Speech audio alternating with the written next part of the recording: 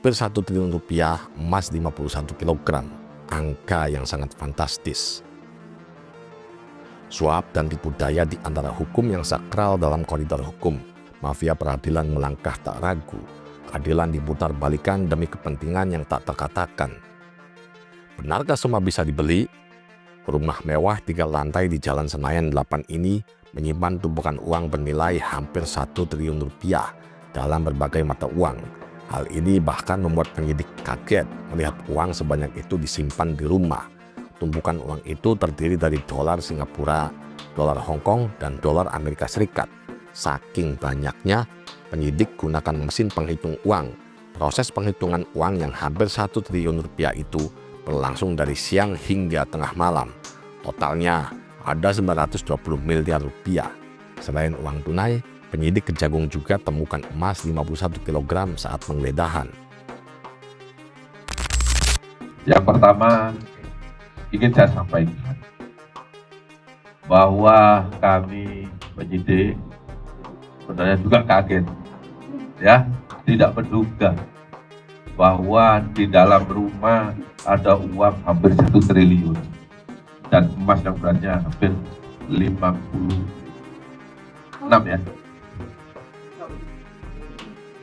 kilogram, bahwa uang ini dikumpulkan mulai tahun 2012 sampai sekarang, 2022. Setelah 2022 sampai sekarang yang bersangkutan sudah terpancing. Dari mana? Dari pengurusan perkara itu sebagian besar. Ya, itu jawaban yang bersangkutan. Berapa yang mengurus kepada saudara? Karena saking banyaknya dia lupa. Uang-uang tersebut diduga merupakan suap dan gratifikasi yang diterima oleh Zarov, dan salah satunya termasuk untuk pengurus perkara kasasi dari Ronald Tanur. Lalu, siapa sebenarnya Zarov Rikar? Zarov Rikar adalah seorang pensiunan pejabat Mahkamah Agung.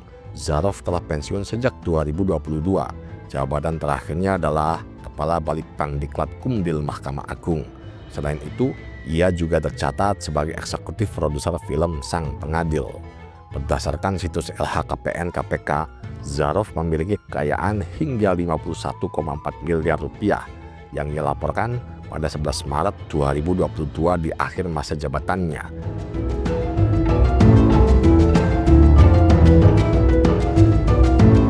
Sempat menuai sorotan, vonis bebas Ronald Tanur oleh 3 hakim PN Surabaya berurut panjang. Gregorius Ronald Tanur terlibat dalam pembunuhan kekasihnya Dini Sera Afrianti. Dalam sidang, oleh Hakim Ketua Erin Tuah Damanik, ia sempat divonis bebas. Pertimbangan hakim dinilai mengada-ngada. Tak hanya kecaman dari masyarakat, Jaksa Penuntut Umum Kejari Surabaya melakukan kasasi atas vonis bebas terdakwa pembunuhan Ronald Tanur. Bisa Rahmat, pengacara Ronald Tanur, punya peran penting dalam penanganan kasus ini. Bisa meminta Zarov Rikar mengupayakan Hakim Agung untuk tetap menyatakan Ronald Tanur tidak bersalah dalam kasasinya. Tak main-main, bisa siapkan uang 5 miliar rupiah untuk dibagikan ke Hakim Agung yang menangani kasasi ini. Zarov pun menyanggupi. Di dalam bulan Oktober tahun 2024, LR menyampaikan pesan kepada ZR akan mengantarkan uang sebesar 5 miliar. Uang tersebut sesuai dengan catatan LR, ini dalam catatan ya, LR akan diperuntukkan atau diberikan kepada ZR adalah untuk Hakim Agung atas nama S, atas nama A, dan atas nama S lagi. Namun karena jumlahnya sangat banyak, ZR tidak mau menerima uang rupiah tersebut. Lalu ZR menyarankan uang tersebut agar ditukar dengan mata uang asing di salah satu money changer di Blok M, Jakarta Selatan.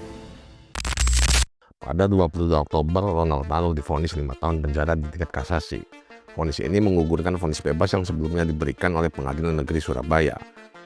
Hal ini masih menyisakan tanda tanya, lantaran vonis ini sangat jauh dari tuntutan JPU, yaitu 12 tahun penjara dan restitusi kepada keluarga korban sejumlah 263,6 juta.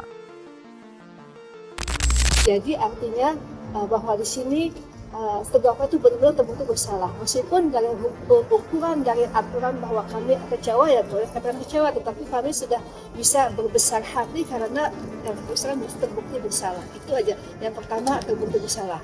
Nanti kalau misalnya di perjalanan ada novum bisa kita bayarkan tapi sekarang tidak menghalangi upaya hukum, tetap kita laksanakan eksekusi terlebih dahulu dan petunjuk pimpinan melaksanakan segera eksekusi.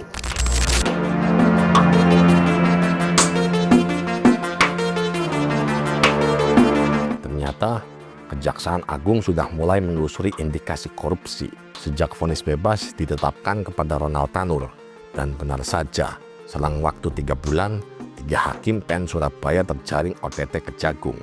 Uang dengan total 20 miliar rupiah dari hakim dan pengacara disita dalam OTT. Kejaksaan Agung menetapkan 4 tersangka yang terdiri dari 3 hakim PN Surabaya yang menerima suap, yakni Erin Tuah Damanik, Heru Hanindyo, dan Mangapul. Lalu pengacara Ronald Tanur, Bisa Rahmat sebagai pemberi suap. Namun, Kejagung belum menjelaskan nilai dugaan suap terkait vonis bebas Ronald Tanur sejak vonis MA penanganan kasus begitu cepat.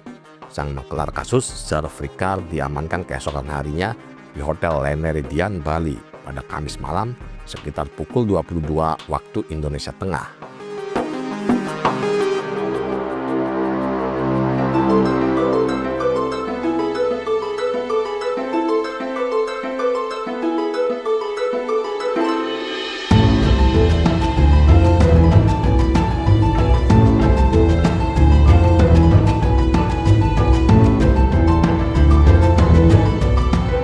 Bergerilya sebagai maklar kasus sejak 2012, Zaraf Rikar mengaku lupa berapa perkara yang sudah diurusnya, termasuk dari siapa saja uang tersebut. Pihak Kejagung pun langsung menelusuri bukti elektronik yang ada, melacak properti lainnya, hingga memblokir rekening milik Zaraf Rikar dan keluarganya. Jadi kita sudah melakukan langkah-langkah terkait pemblokiran ya aset-aset yang bersangkutan. Tapi kalau istrinya sudah. Untuk kasus itu adalah sekitar ya 15-an. Properti lainnya sedang kita lacak, sedang kita cari. Ya, saya tidak mungkin mempublikasikan kasus dalam pencarian karena ini teknik dari penyidikan. Tapi ada ya. Pak ya? Ada, kita sedang cari semua, kita lacak. Menurut ICW, ada 3 potensi kejahatan yang kemungkinan besar dilakukan oleh Zaraf yang perlu didalami oleh Kejagung. Yang pertama, suap. Dugaan bahwa Zaraf menerima suap untuk mengatur kasus. Yang kedua, gratifikasi. Harta yang ditemukan di rumahnya termasuk uang dan emas diduga berasal dari sumber-sumber yang tidak jelas. Dalam kasus gratifikasi, beban pembuktian beralih ke terdakwa atau yang disebut pembuktian terbalik. Dan Zaraf harus membuktikan asal-usul hartanya. Yang ketiga, pencucian uang. Apabila ditemukan bukti bahwa perolehan harta hasil kejahatan disembunyikan oleh Zaraf, pelaku dalam konteks pencucian uang tidak hanya dapat menjerat Zaraf, melainkan juga pihak lain yang turut menerima dana hasil kejahatan.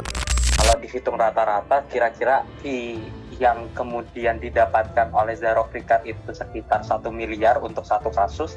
Jadi kita ambil asumsi harus merunut tuh, kira-kira ada 1000-an perkara gitu ya, yang diduga menjadi imbalan bagi Zaraf Rikar karena tadi menghubungkan antara pihak yang sedang berperkara dengan hakim yang sedang menangani perkara gitu. Nah, karena yang kami lihat memang gitu ya, polanya itu hampir mirip dengan yang dilakukan oleh jaringan mafia peradilan lainnya, yaitu Sekretaris Mahkamah Agung Nur Hadi begitu ya, yang sudah terjerat kasus korupsi sekitar tahun 2016 atau 2017.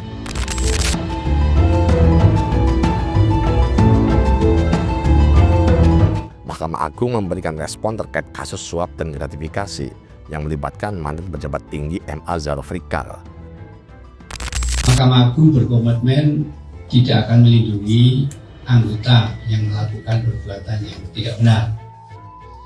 Intensif akan selalu rutin melakukan pembinaan kepada para hakim ya, agar tidak lagi terjadi hal yang terjadi harus kemudian ya. Tadi sudah dimulai dengan melakukan pembinaan dan pengarahan kepada Ketua Pengadilan Tinggi Agama se-Indonesia. Berikutnya mungkin Ketua Pengadilan Tinggi dan Ketua Pengadilan Tun dan Militer se-Indonesia dan seterusnya. Karena ada banyak sekali PR dalam organisasi Mahkamah Agung ini yang harus dibenahi, Mas. Baik itu dari proses rekrutmen, proses monitoring dan evaluasi, proses promosi karir dan lain sebagainya. Dan itu harus segera disusun karena bagaimanapun organisasi yang baik itu tentu manajemennya baik. Jadi kita mendorong perbaikan manajemen. Kemudian bagaimana respon para hakim? Respon kita karena memang kita berangkat dari gerakan yang lahir dari semangat anti korupsi, kolusi dan nepotisme dan ingin memperbaiki peradilan, tentu kita mendukung penuh terhadap upaya-upaya pemberantasan korupsi di pengadilan. Zerofrikar hanyalah satu dari wajah jaringan kelam mafia peradilan di negeri ini. Apakah putusan PK 7 terpidana kasus Vina Cirebon sudah sesuai koridor atau masuk ke lingkaran setan mafia peradilan seperti Ronald Tanur? Bagaimana menurut kalian, Bray? Tulis ocehnya di kolom komentar ya.